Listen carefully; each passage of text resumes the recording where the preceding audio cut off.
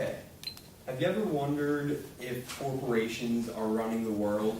And have you ever wondered that it's very hard to tell if they are, because if they were, they would be hiding that fact from people by their modus operandi. And I would like to tell you a story about John Perkins, who came face to face with corporations that, well, I'm just going to start telling the story. In the 1960s, John Perkins went to apply for a job, an interview at the NSA.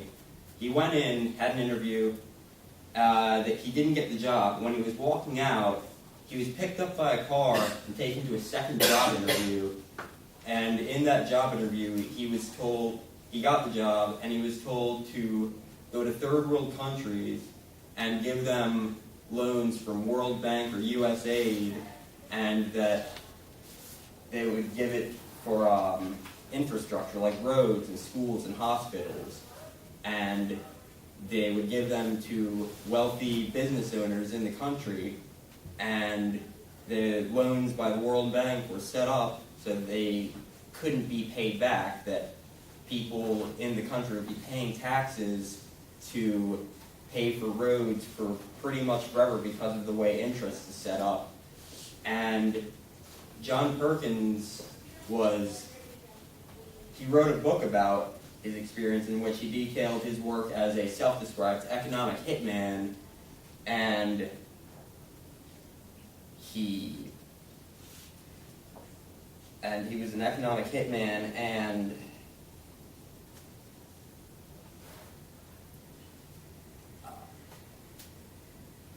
but in the 1980s, when he was about to write his book, he got a lot of feedback from his bosses at whatever corporation he worked for, saying, "Oh no, you don't need to write this book. There's no proof of what you're saying."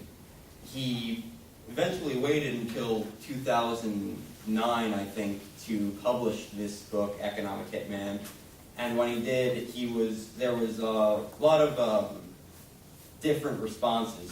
About half of the critics said it was a revealing critique of the current system of corporatocracy, as he called it, and the other half were like J.P. Morgan Chase had a critic that said that it was all hogwash, that of course corporations aren't taking over the world, that they don't need to. They participate in giving people goods and services. But that's the problem. They'll never say if they are running the world.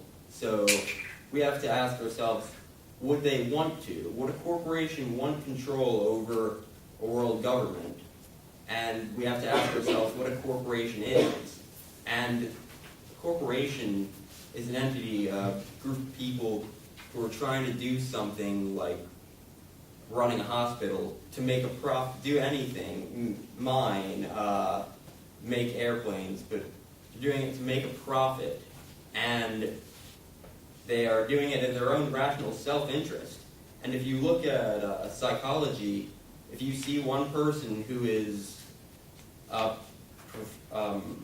pursuing their own rational self-interest at the expense of others, we call that person a sociopath. And because it is illegal for a company to not make profit. If they hurt their own profits, they would be sued by their shareholders. So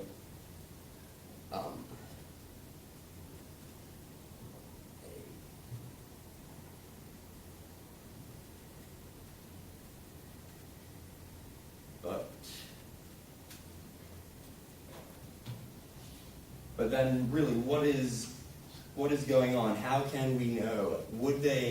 How can we know if they are doing anything? And the thing is, we would know because they would be obfuscating the fact that they are running the world. Has anyone here heard of the recent Supreme Court case, Citizens United versus the Federal Election Commission? Yes. That was a Supreme Court case in January of 2011, in which the Supreme Court ruled that corporations could give unlimited campaign finance to whichever candidate they wanted in any election. That is going against several precedents and is giving corporations undue control over our democratic system. But are they really doing anything? We really can't know, because their job is to let us not know. That is the obfuscation that people are talking about in Naomi Oreskes' book, Merchants of Doubt. But I can wait for time.